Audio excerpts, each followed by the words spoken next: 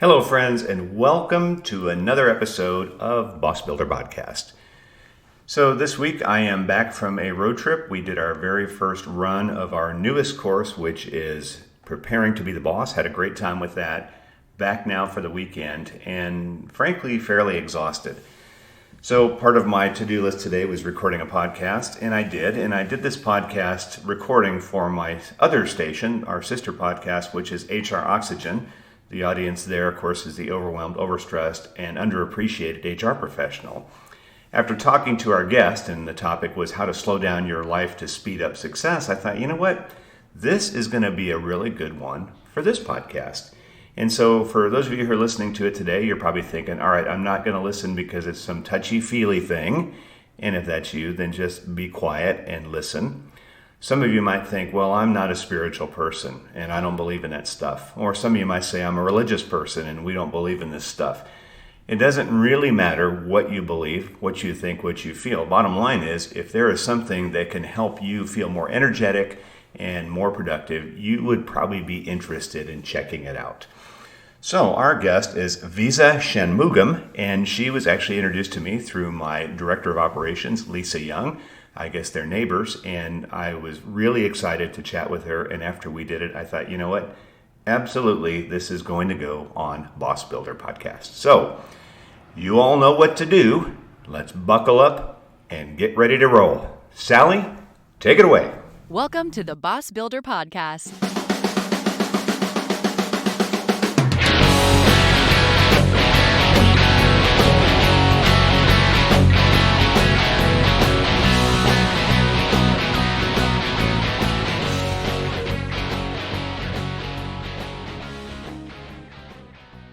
Visa Shanmugam, welcome to the show. Thank you. I'm so excited to be here. I'm really glad you can be here too. We actually have been connected through our very own Lisa Young, who I guess knows you from her neighborhood. And as we were looking for interesting people to have on the show, she says, you have to interview my friend. And so she connected us and we talked for a while. And I'm just glad that we can be here today to get connected. So Visa, you have a very interesting background. And before we get into the topic today of how to slow down your life to speed up success, share something about your personal story. Yeah, absolutely. I do have a very, I guess I don't want to call it abnormal, but out of the ordinary story. I grew up in India till I was 11 years old. And then I moved to the UK when, my dad decided to move us all there. And then I had an arranged marriage and I moved to the US when I was very young, was 21 when I had my arranged marriage. So I've done it all. I got my bachelor's degree in marketing. I moved to the US and then I got my MBA in marketing. And I did the whole corporate climbing the ladder thing. And after I had my first baby when he was 16 months old, I just had this aha moment of what am I doing with my life? Because I just woke up every day, not really looking forward to Monday mornings. And I realized that I was maybe mildly even depressed. I had this beautiful life in front of me, but I wasn't able to enjoy any of it because I was unhappy and I couldn't figure out why I was so unhappy. So that really started my own exploration into what can I do to make my life feel more fulfilled and purposeful, which has led me to start businesses, fail in them, and eventually find my purpose, which is what I do today as a mindset coach. So that's a long journey. And you mentioned your degree was in marketing. So you were working for was it large corporations before you just sort of had this breakthrough? Yeah, Fortune 10, Fortune 50 companies, yes. Wow.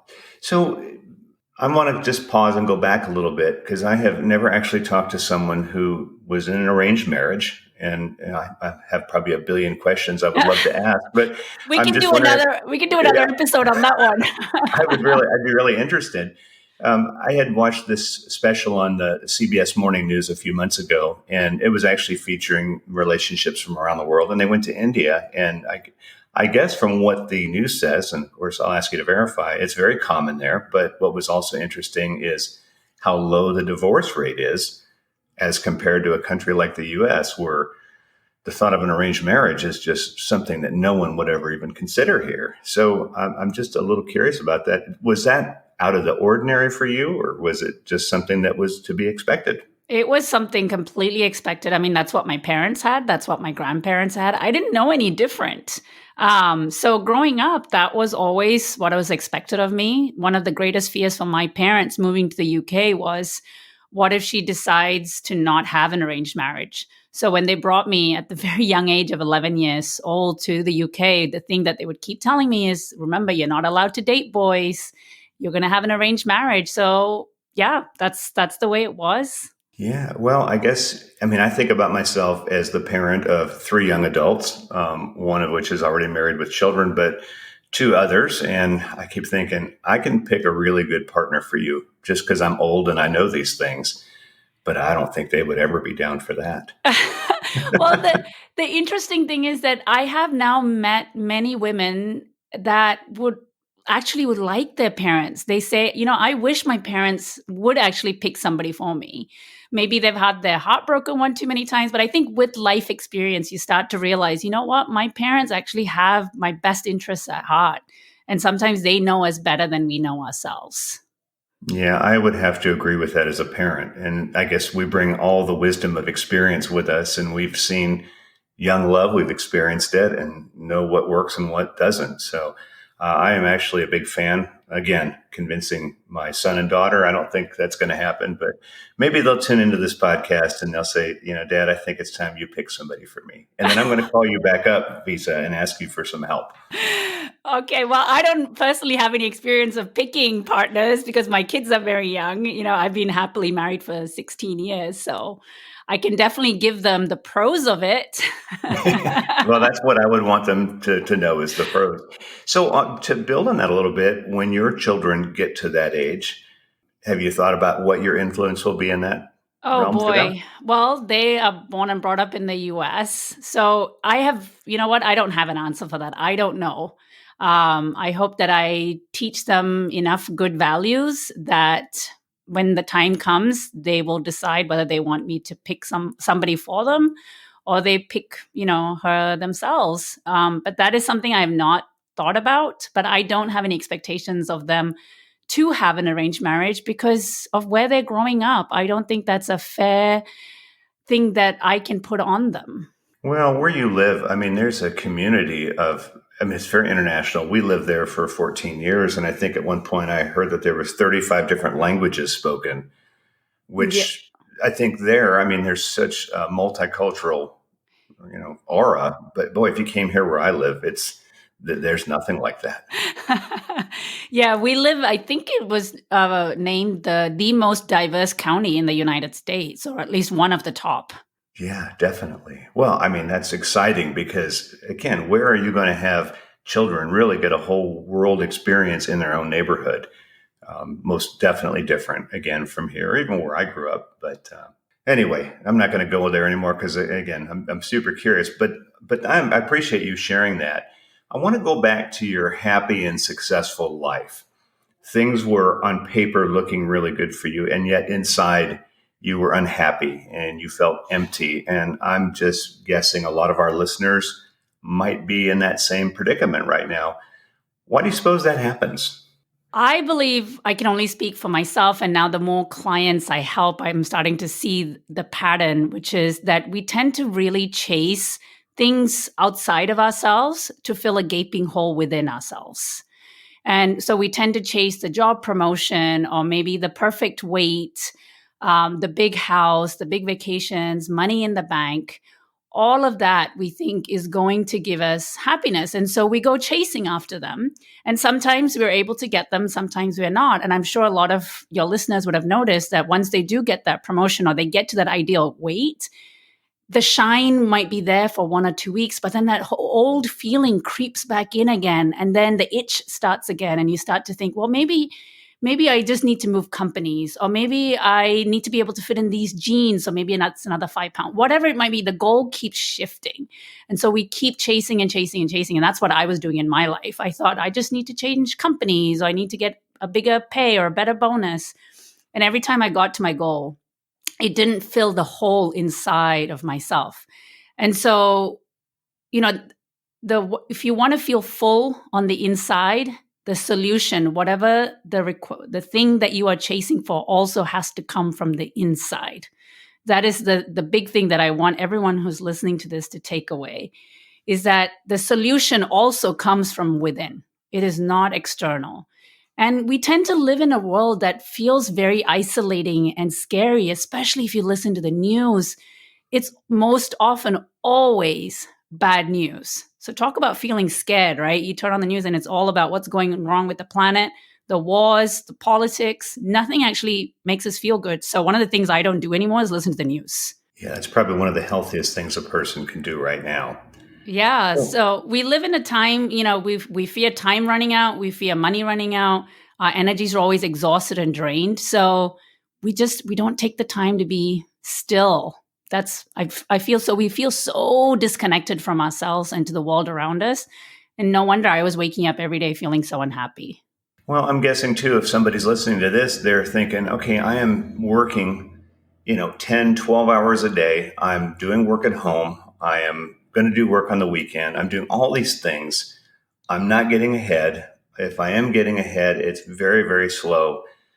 Does this advice apply to them too? Because I'm wondering, what does it look like for that solution to come from within? Yeah, absolutely. We all fall into this trap of I just need to go harder and faster and longer, then I'll finally get to the place that's going to allow me to feel good. And that is the biggest lie that we can feed ourselves. So I always tell people, you doing more is not going to fill you up more. So one of the things that I teach my clients to do is what is causing you stress, right? How kind are you being to yourself? Most of the stress we feel is self-induced, and the language we use within our own heads in between our ears. Most of us tend to be extremely self-judgmental, extremely self-critical, and nothing we do ever seems good enough. We walk into the house, it feels messy, and we're like, man, I can't even keep my house organized. We walk into our cars and maybe, the gas is empty, and we either blame it on our spouse who we say, I wish he'd filled it up. Or we get really mad at ourselves, like, how unorganized can I be? And it just goes on and on and on, right? And there's this immense amount of guilt that we feel as parents. Maybe we're working too long and we don't give up kids the attention they need. And then we beat ourselves up for being a terrible parent. So the internal bullying never ends. So the first thing I would say is, if you feel like you're not getting ahead in life, how kind are you being to yourself despite the challenges that you're being faced in life? Because you can never hate your life and hate yourself to something you love.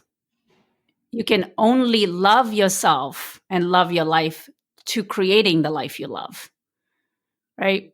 Well, that's so much different than, because, I'll pull up my Instagram and there's all these platitudes, grind harder and, you get what you put in. And I'm thinking that's just feeding. And I've never heard it before, but internal bullying, that's powerful.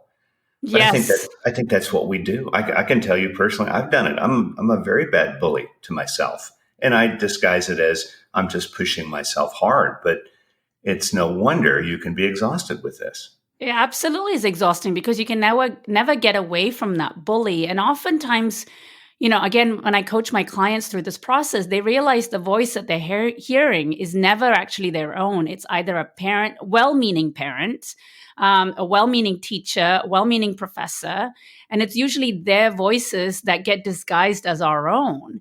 And we've been taught that the only way to improve in life is to be super hard on yourself, is to always be critical, is to always be looking at, well, what could you have done better? Yes, what could you have done better is a very important question to ask. But we can ask ourselves that after giving ourselves a pat on the back, right? We think giving ourselves a pat on the back is maybe settling for less, or we're going to lose the edge to the competition. And we think we're not going to drive ourselves as hard. But that's who I used to be. I was the ultimate perfectionist. Nothing I ever did was good enough in my eyes. And my own coach, when I started on my journey, made me realize you are so mean to yourself. And I was like, wait, isn't that how everybody talks to themselves? I thought that was normal. She goes, yes, it is normal, but it's not healthy. And she said, think about it. You are bullying yourself all day long. No wonder you don't feel like you can get ahead in life, because no matter what, you change that finish line and you tell yourself, this is why you're not good enough. And that's when I was like, oh my gosh, that is so eye-opening. Yeah. Well, let's focus on that hole inside of us. And it's something that I guess you can't like touch it. So it would have to be something explored. And so is that where meditation and spirituality play into this? Absolutely. I was very much a person completely sold on the analytical world. Everything had to be rational, sensible, logical, whatever you could touch and feel with your five senses, it made sense. And I didn't even know I could explore something that was outside of those five senses. But the more I explore meditation, now I've been meditating consistently for the last 4 years. I have delved deep into the spiritual world. It's kind of hard for me to wrap my brain around that just because of how analytical I used to be. And so it's really allowed me to feel connected to something much, much, much bigger than myself. And it's allowed me to see how I was created as a plan for a bigger thing. I don't know, maybe I'm not articulating it beautifully, but one of the things that I felt very isolated by was the fact that I was alone. I just felt very alone. I felt like nobody got me.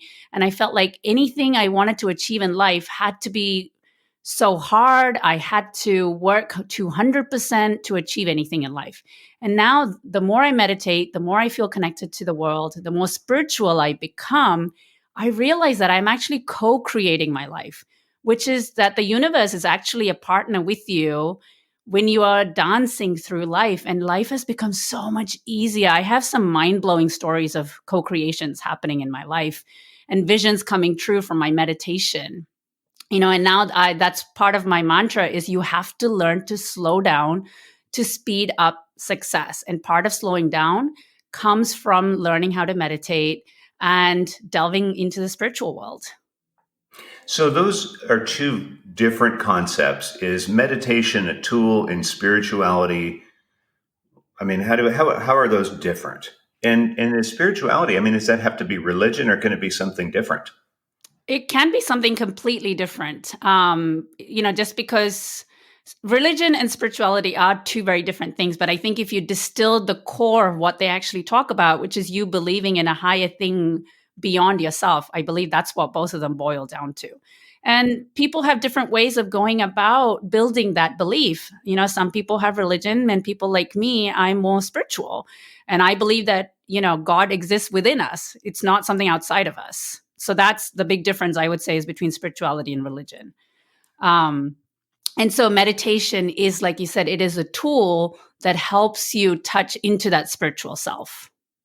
I see. So that's the gateway to get to what that looks like for you. And is then the spirituality like the thing that fills the hole inside of you? Am I thinking Yeah, through this correctly? Okay, good. absolutely. Yeah. We're Well, all searching for things bigger than ourselves. We all want to feel like we belong. We all want to feel like I fit into the bigger jigsaw puzzle.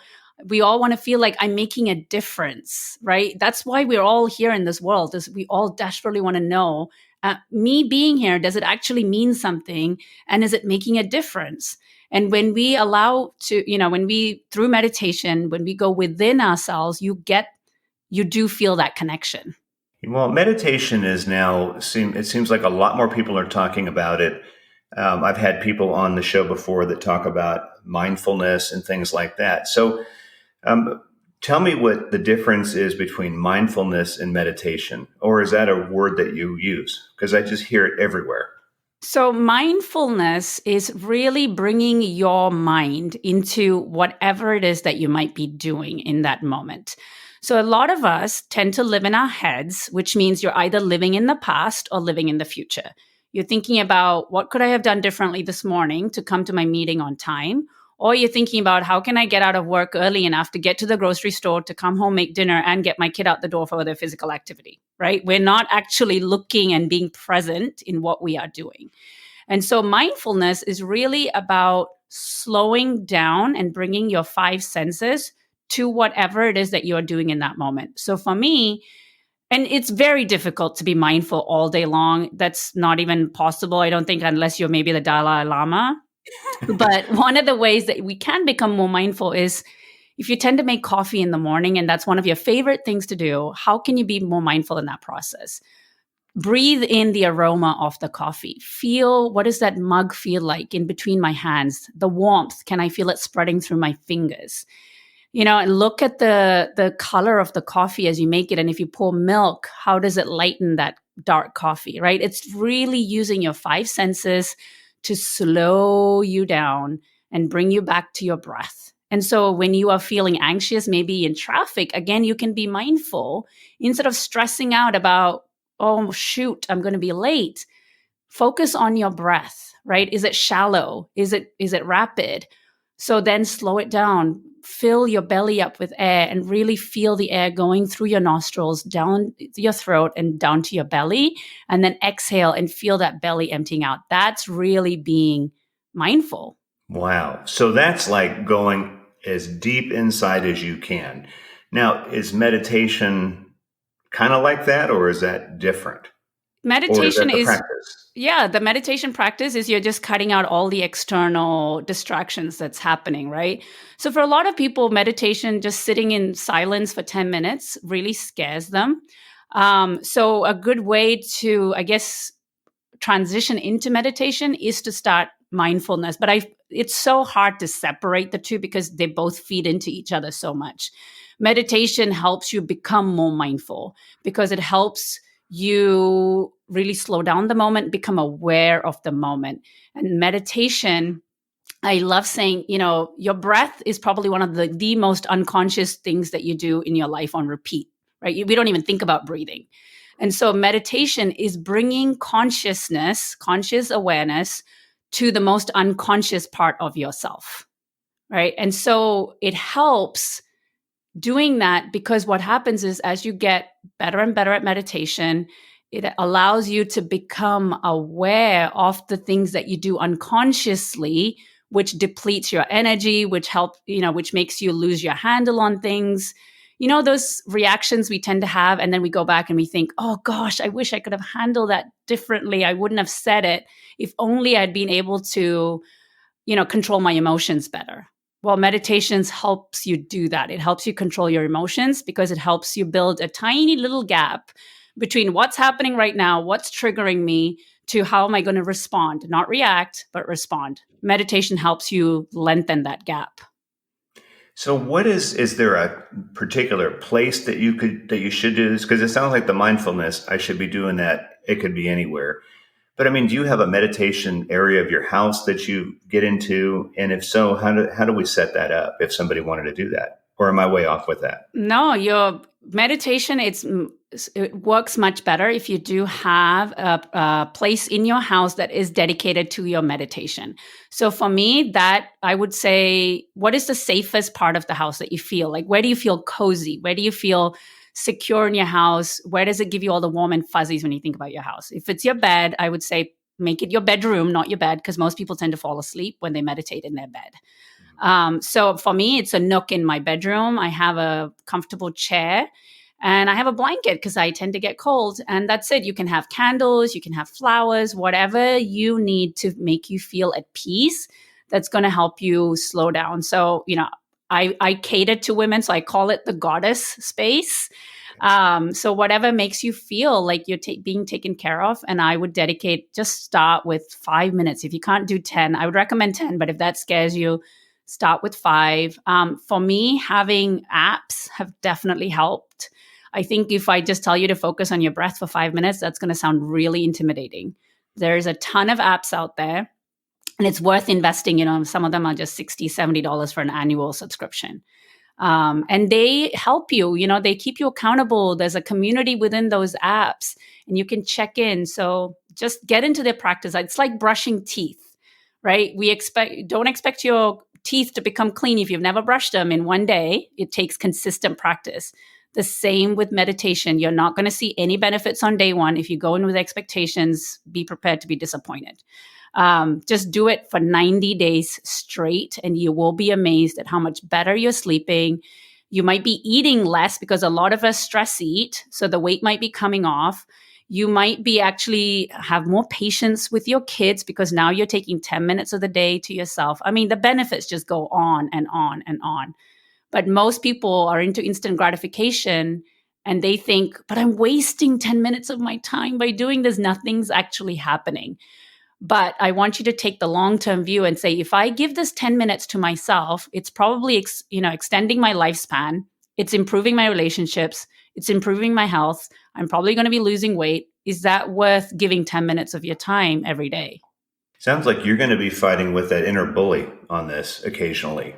Yes, meditation is very hard for the overachievers, the go, go, go people, because they thrive on getting things done on their to-do list. So the idea of sitting still and not actually doing anything scares them. But when we do the things that scare us, it actually helps us grow. And I promise you, you're actually going to be more productive and you're going to have more clarity at work, which means you're going to get more things done in less time, going back to our theme of slowing down to achieve more success. Okay. Well, I told my inner bully to sit down and listen carefully. So hopefully this is sinking in because I can tell that he will be very active. But So I I mean, you've sold me on this. I mean, this really sounds like it's something that I ought to be doing. That's beautiful. I'm glad. If I can change one person's mind to start meditating, then I have achieved my goal. I said this to a friend the other day. I said, if only everybody, in the world started to meditate 10 minutes a day, most of our world's global issues would be solved. That is how powerful meditation is.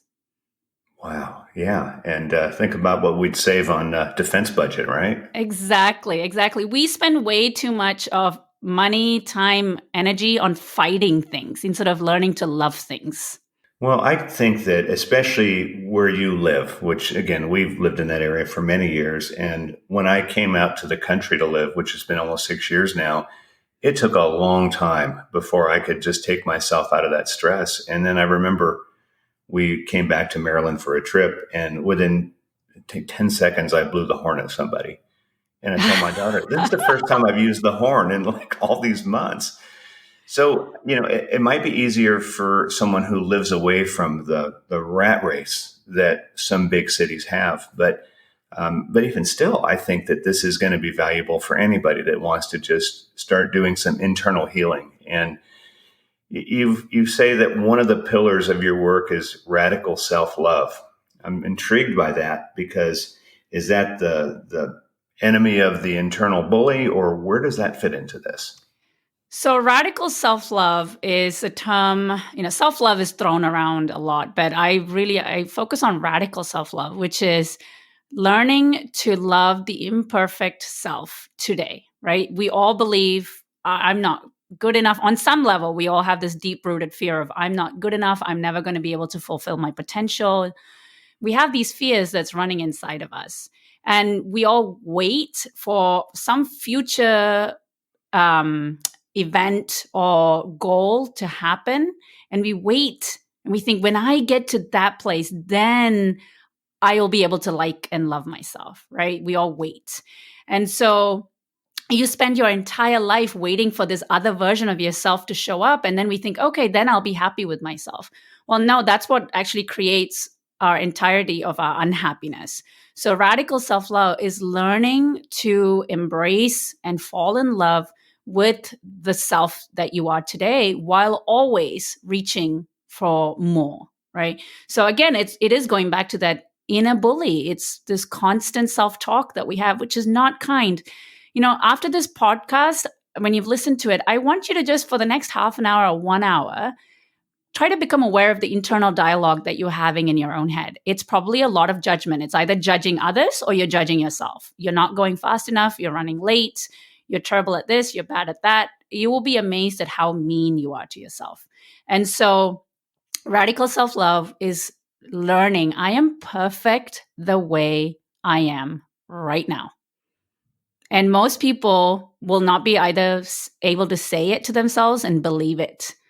Yeah. Wow. Well, you are in the business of helping people through this journey. And so tell me about your practice, because you've said that you have clientele and this is what you do. What is it that you do and how do you do it? And how do we find people like you? Well, what I do is I help mainly women. I have had male clients, but my strength is to help women because I'm one myself. And I focus on the mom who is working, or it can be a single woman as well. She's working really hard. She's climbing the career ladder, but she finds herself stressed out, overwhelmed, feeling alone, like nobody really understands her.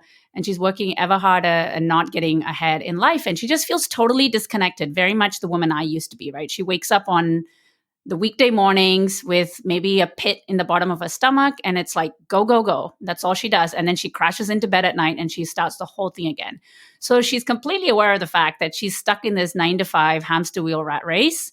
She doesn't really like it, but she also feels a lot of shame for not being able to appreciate what she has, because she does have a good life, but she does not know how to start truly feeling grateful in every fiber of her being. It's a word that she says, but she doesn't really embody it or feel it. So that's the woman I help. And the way I help her is, one, to clear away a lot of what I call limiting beliefs. To your listeners, they might not have ever heard this term, but a limiting belief is all those thoughts that we have that we believe to be true about ourselves. Like I can't get the managerial role because I'm not smart enough, or I can't speak in front of the room of people. It's all the I can'ts, I don't haves that we have in our heads all the time, right?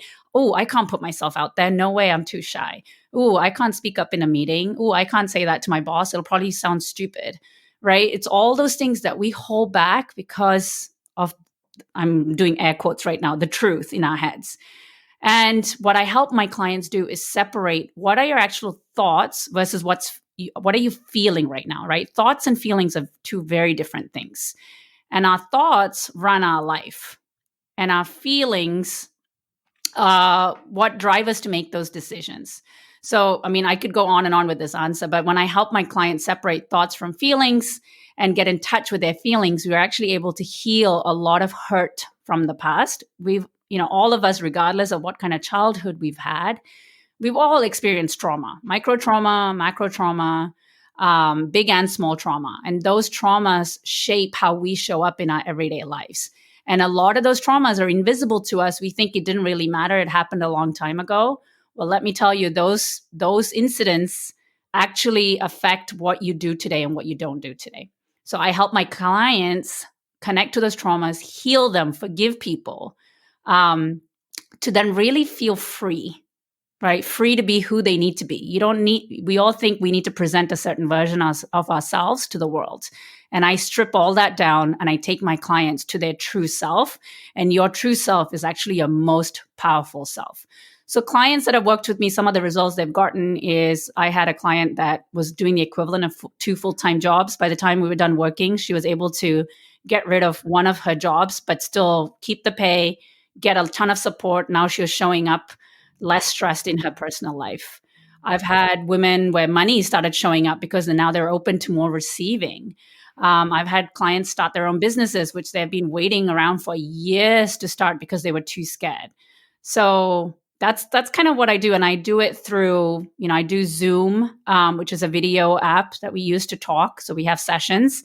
And then outside of those sessions, they have support from me where we voice each other back and forth. I teach them how to meditate and do a lot of forgiveness work. It's so juicy, the work I do. It's so different to anything that your clients have your listeners have probably experienced before. Oh, it sounds like it'd be completely different. So when you spend a day, Visa, working with, and I don't know how many people you see in a day, does that energize you? Or does, at the end of the day, you have to go to your goddess space and decompress? No, it completely energizes me, which is why I know the work I'm doing is what I was put on this earth to do. It does not drain me. The more coaching I do, obviously I have to limit myself to maybe, 3 clients max a day. And then I do other things to build my business that also energizes me. But I love this work. I know how to energetically protect myself. Again, that might be a word that's very alien to your listeners. We tend to give away, people rob our energy. And that's why we feel so depleted at the end of the day. And so I know now how to conserve my energy and build my energy. And that's, again, one of the things that I teach my clients to do. So at the end of the day, I feel fantastic because I've made a real difference in someone's life. And now I know it has a ripple effect on people and their community that they live in. Well, you are most certainly speaking to the audience that listens to these shows because, for the most part, they are overwhelmed, overworked, overstressed. They may feel underappreciated. The inner bully is working overtime. And I think this gives a ray of hope. So I'm really glad to hear that, Visa. You said that you actually have clients through Zoom. So conceivably, you could have somebody from any part of the world work with you, correct? Absolutely. Most of my clients right now are in the US. But I technically, yes, I can help anyone from anywhere in the world. But I have clients all over the US. And one thing, I'm not addressing the question you just asked me, but you keep talking about the inner bully, right? And I love that word because it is a bully. But one tip that I would have for you and your listeners is that the next time you talk harshly to yourself in your head, I want you to picture yourself as a little kid, right? If you can actually find a picture of yourself as a kid when you were 6 or 7 and put it in front of you in your office, and the next time you're really hard on yourself and you are using really harsh words, I want you to say those words out loud to that picture of yourself and see what that feels like. Wow. You would And never say that to that's yourself. very heavy. Yeah. Wow. Well, this has been amazing. I've really enjoyed this. Can you give us some resources for listeners who may say, I don't know if I'm ready to work with, a mindset coach, but I want to start on meditation? Are there any particular apps that you recommend? And then, most importantly, Visa, how do we get in touch with you if somebody wants to move forward and start to work with you? Absolutely. So there are a couple of books I would recommend. Books have changed my life, and I'm a personal growth junkie.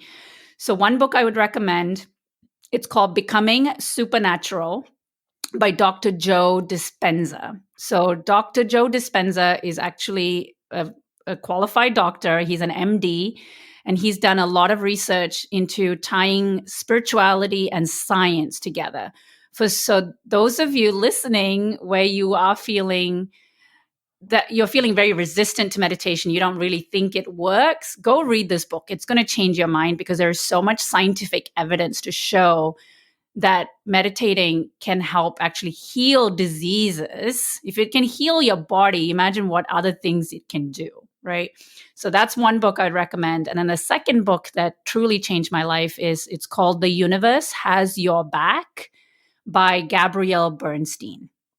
She's a best-selling author. She's been interviewed by Oprah. She's on Super Soul Sunday on Oprah's show a lot. She's amazing. And those are the two books I would start with for spirituality, and one is for meditation. And then in terms of an app for meditation, Headspace is wonderful for beginners. Calm is another one. And the third one, which is my personal favorite, my husband does not like it. It's called Insight Timer, INSIGHT Timer, TIMER.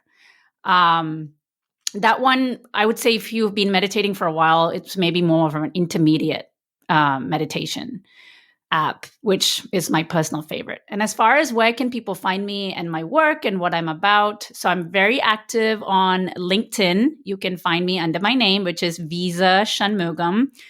And then you can also find me on Instagram under the same handle, Visa Shanmugam. I post a lot of content. I post videos about my truth, right? I don't share anything in my life or in my content that I personally don't embody and live. I have gone through everything in terms of the strategies I share, the tools that have changed my life. I share all of it.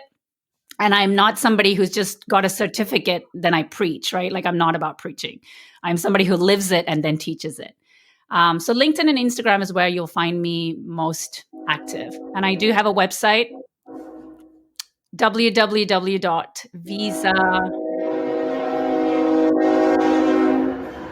This is why I struggle with mindfulness. The train goes by. You can still use mindfulness. You can still hear the loudness. I'm focusing on it very loudly, yes. Yeah, well, I don't want to cut out the most important part. So tell us about that website again. It's www.visalakshi. So VISA lakshi.com, which I'm sure will all be in your show notes. So, Absolutely. yep. Well, Visa, I have really enjoyed this chat with you. I've learned an awful lot. And anytime I can learn something new on these podcasts, that I think is probably one of the big goals why I started it. And this has really been enlightening and helpful for me. And I trust if you're listening to this today too, and you're not currently taking care of your inner self, that you start on this journey. And please reach out to Visa, follow her on social media. And I would love to see you actually engage with her as a client. So, Visa, thank you again. Enjoy your weekend off. And we talked about this earlier. Even when we love what we're doing, Friday is still a good day. And it's a good day, isn't it? Yes, and I thank you so much for this opportunity. And I just want to let your listeners know there is a reason that you have been called to listen to this episode. You are meant to listen to this. So, whatever stands out to you, whatever one nugget you want to take away, take action on it, and you'll be amazed at if you follow the breadcrumbs, what happens in life. Well, thanks for tuning in to another episode of the Boss Builder Podcast, the podcast for those of you who are new to supervision, those of you in the role and struggling, and even those of you who are thinking about one day making the important transition to management. This podcast is just one resource we have. If you check out our website at greatbosstools.com, you can view some other resources we have there. We'd love to have you as part of our courses. If you're listening to this podcast on any podcast app, we'd also appreciate you taking a few moments to give us a review. Positive, of course, it really helps us out. So with that, take care and get out there and make it your goal to be the absolute best boss ever.